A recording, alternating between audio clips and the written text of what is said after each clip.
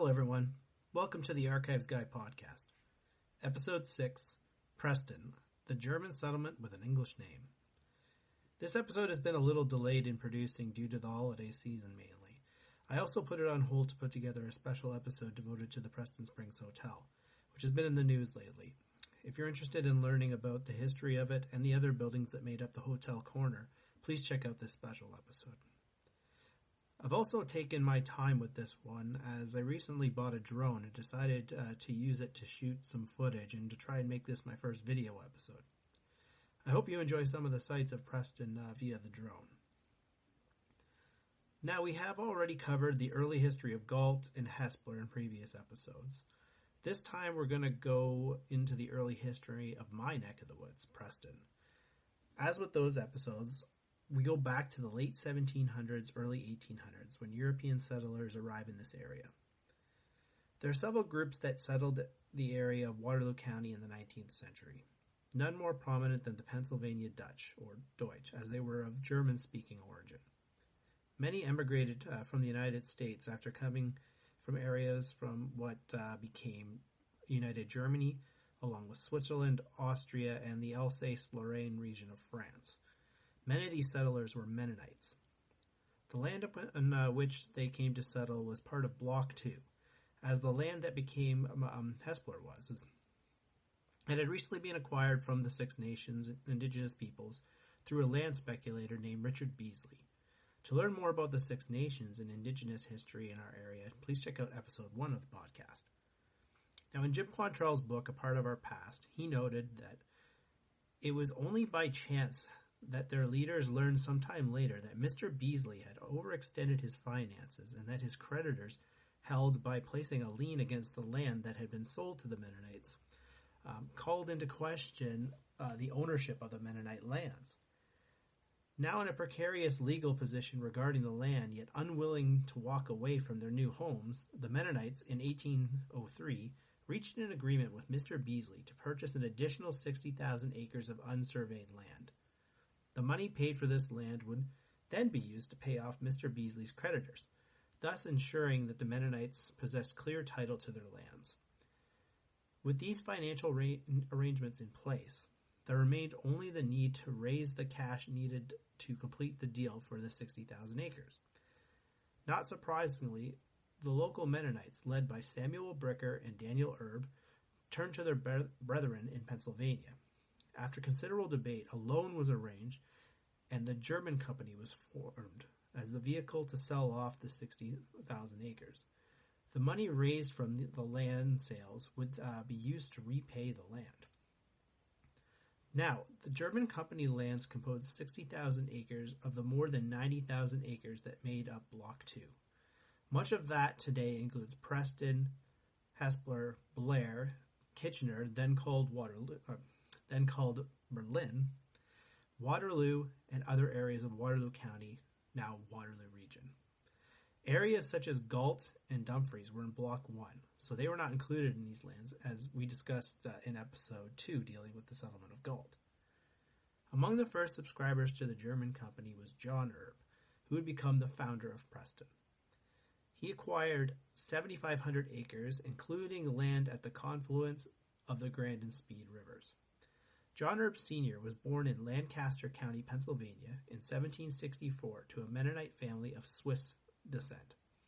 Erb and his wife settled on the Speed River lands in 1805 and built a sawmill on the banks of the river in 1806. A grist mill followed in 1807. The sawmill has long since disappeared, but the grist mill was the beginning of a flour milling business which is operated continuously on that spot to the present day. The complex has changed much over time, with the grist mill being significantly enlarged by John Erb's grandsons between 1864 and 1878. During this time, they also constructed a dam across the Speed River to better focus the flow of water power to the mill. This process would ultimately cost the Erb family significant, as it accumulated a lot of debt for the family. They ended up selling the mill complex to the Cherry brothers, Samuel and John. It was known as the Cherry Mill until 1923, when it was purchased by F.K. Morrow. It was later known as the Dover Flour Mill, and today it's home to P.H. Milling. And this site is recognized as the oldest continually operating industrial site in Waterloo Region. It was around Mr. Erb's Mills, known locally as Cambridge Mills, that the settlement that grew into Preston began. It was not Erb's intent, however, to create a town. His mills, rather than serving as an industrial foundation of a town he envisioned, were built to serve the needs of his fellow rural Mennonites. Erb consistently refused to sell land for commercial development, and it was not until his death in 1832 that his lands to the south of the Speed River were surveyed and divided into lots. Erb is buried in Hagee Mennonite Cemetery, with Erb Street in Preston thought to be named in his memory. Now John Erb has died, and his children took ownership over the family lands. His son Joseph first enlarged the grist mill his father built in 1807. He added a distillery, a general store, and a cooperage. The children of John Erb had the family lands surveyed with the intention of selling them and enlarging the settlement. The task of surveying the land fell to William Skollick, a surveyor, conveyancer, and justice of the peace. Skollick completed the survey of Erb's lands in 1834. The linear shape of the survey, with virtually all the buildings in the settlement stretched out along the great road from Dundas, is said to have reminded him of his native town in England, and he gave the name Preston to the settlement. So there you have it, a German settlement with an English name.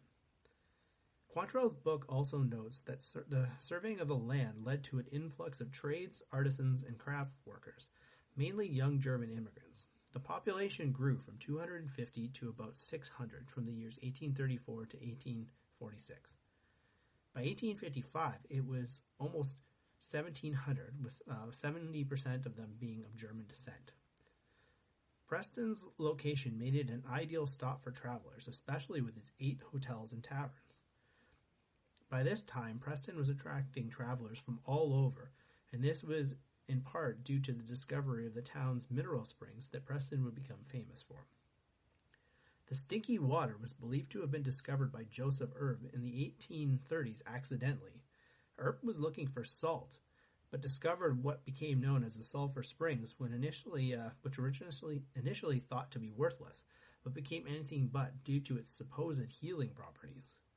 It's worth noting that these were cold springs and not hot springs, as there wasn't any volcanic activity in the area. This didn't stop people from promoting that they were healing springs. Preston soon became the destination for those looking for relief from their various ailments. In a part of our past, it is noted that 3 major hotels sprang up to serve people looking at the healing properties of the springs. These hotels would include the North American, the Del Monte, and finally the Sulphur Springs Hotel. Numerous medical treatments were offered to treat a whole range of conditions, from arthritis to everyday aches and pains. How effective these treatments were is anyone's guess. It may have been more marketing than fact. Preston's Hotel Corner became famous for these services and for the amazing hotels themselves. With the recent events involving the Preston Springs Hotel, once known as the Del Monte, as I said to you earlier, I did a special episode on the Hotel Corner, so if you're interested in learning more, please check it out. For over 130 years, this corner was home to at least one of these iconic structures. With the dawn of 2021, they're all gone. But it is my hope with podcasts like this, memories of them and our history in general will live on. Preston became famous for more than just its incredible hotels. It also was the home of the first free school in what became the province of Ontario. It wasn't a free school as our today's. Before, the cost would be the responsibility of the parents alone. With free schools, the entire community would bear the costs of education. The Preston Public School was built in 1838, and it was Otto Klotz, a founding member of the Preston Public School Board, who pushed for the school to be a free school, as he believed it was the duty of local government, not individual families, to pay for children's education. It's worth noting that this was over 20 years before it became the norm in Ontario by 1871. You also can't speak about Preston's history without mentioning railways. Many towns in the mid-1800s sought the construction of railways to help connect their communities with those around them. It made travel between them easier, and it allowed for the transportation of goods and materials both to and from. Quantrell's book notes that Preston was eager to secure its own railway and the prosperity that they believed came with it.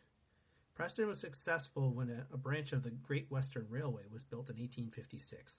However, the expected benefits didn't materialize. Preston experienced the opposite, and it struggled to grow over the next 30 years. The reasons were in fact that the cost of the railway was enormous, and the benefits of the railway were often prioritized for the shareholders and not the town that it ran through. Earlier we talked about how Preston experienced a lot of immigration from German-speaking countries. With the increase in railways and the lack of a stop in Preston, that had changed by the early 1850s. German immigrants were instead settling in other communities within the German company lands. This led to Preston no longer being the most prominent destination for German immigrants. In fact, it wasn't really a desirable place to come to in general, and it saw an actual population decrease in the 1870s. This didn't change until about the early 1900s, after the building of electric railways that connected Preston to its neighbors. After the struggles experienced with the first railway, you can understand how reluctant Preston might be in getting involved in another railway adventure. So it didn't go anywhere for a few years. In 1893, things finally got going after Preston negotiated having the railway's powerhouse, machine shop, and car barns located in Preston. The first line began in 1894 from Galt to Preston, with a further line to Hespeler a year later. Another separate line was built to connect Preston to Berlin, which is now Kitchener. The electric rail was a huge boost that Preston needed, allowing it to become one of the first towns in the area at the turn of the 20th century. As with Galt and Hespeler, this is just part one of the early history of Preston. In the future, I'm going to try and cover the years from the First World War on. There's so much to discuss that I don't want to jam it all into one episode, nor do I want to bore you with an hour-long episode. So stay tuned for part 2 of the early history of Preston. And don't worry, I haven't forgot about Blair. I thought about adding it to this episode, as its history is inexorably tied to Preston. Next up are several different options. I'm considering a family history-focused episode where I go over how to research your family history and your family tree, while also using mine as an example of how much fun this type of research can be. Or maybe I'll ask the listeners to submit topics. The good news is there's almost an unlimited number of topics we can discuss when discussing the history of Cambridge. Once again, I'm going to recommend Jim Quantrell as a part of our passes, our book recommendation. It served as the main source for my information in this episode. It's a great starting point for anyone looking to learn about local history, and I can't recommend it enough. It's available through our local libraries.